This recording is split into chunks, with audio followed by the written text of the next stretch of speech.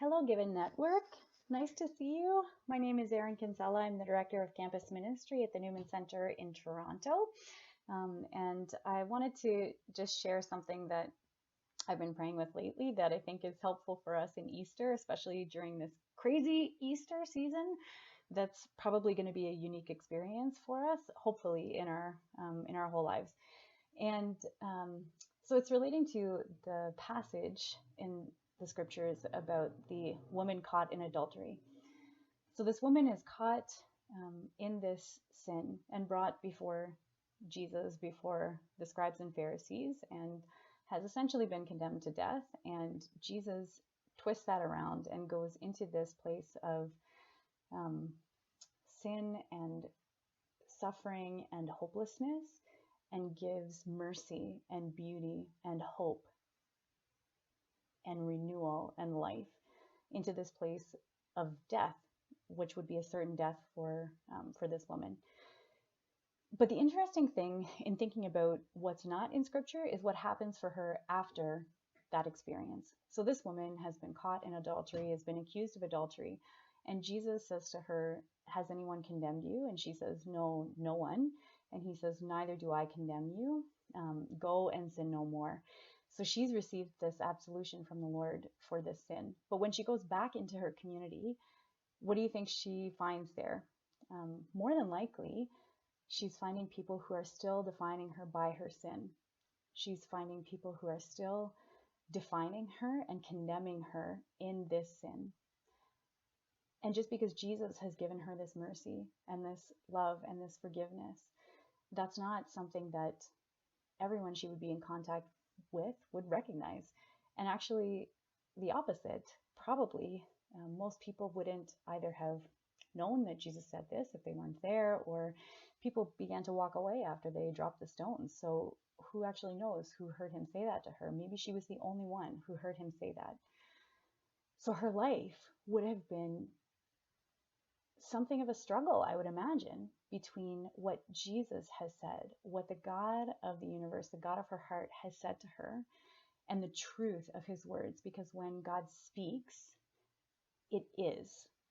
So the reality of what Jesus has said of "you are forgiven" doesn't just mean something nice, but it brings into a reality that this sin he has separated from her as far as the east is from the west. But then at the same time, the external reality around her is saying everything but that. She's likely ostracized still from people. She's likely defined by this sin. So everything around her is speaking, in essence, against what she's experienced with Jesus. And I think that's something important for us to remember in this time of Easter, is that I think there's going to be a temptation for us even to kind of have a sense that Lent is just continuing because of the restrictions and the death that we might see around us and the fear that's there and the isolation for many in many cases. But it's also beautiful to remember that what God says is. So when we see Easter, we enter into this Easter season of this resurrection, that we can trust that God's promises are true.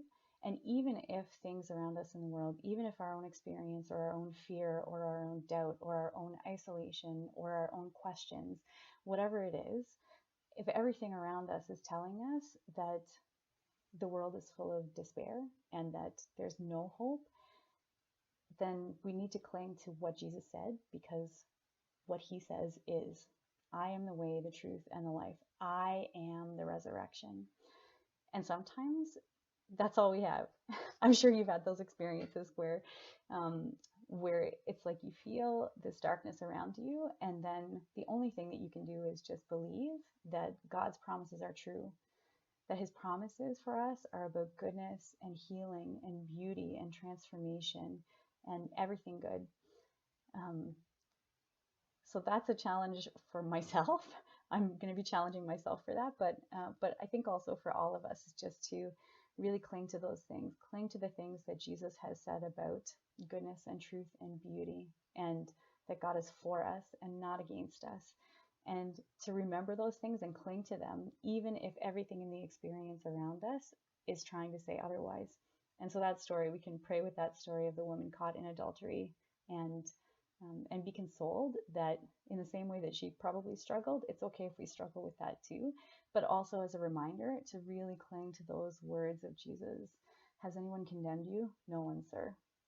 Neither do I condemn you. Go and sin no more. So happy Easter to everybody.